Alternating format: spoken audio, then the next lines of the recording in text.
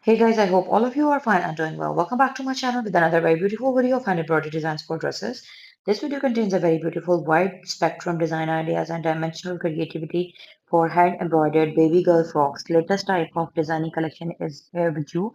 In this video, you are not only going to get different type of stylized patterns of hand embroidery, but you are also going to get different type of stylized patterns of how you can stretch it. So this video gives cutting, stitching, styling ideas also, and at the same time matching girls accessories are also being shared with you.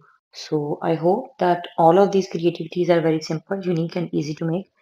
Now let's move back towards our main content, which is how you can embroider these patterns. First of all, the fabric or the base which onto which you will be going to making these very beautiful patterns of hand embroidery is you can use silk, velvet, any type of warm woolen fabric, or if you are in intermix fabric, then you can use any type of intermix fabric. It is totally up to you, and you can make use of any type of your own choice with respect to your ease and credibilities. The basic purpose and intent of making this video is to share creativity and design patterns that are specifically designed for hand embroidery beginners, hand embroidery artists, and the lovers of hand embroidery.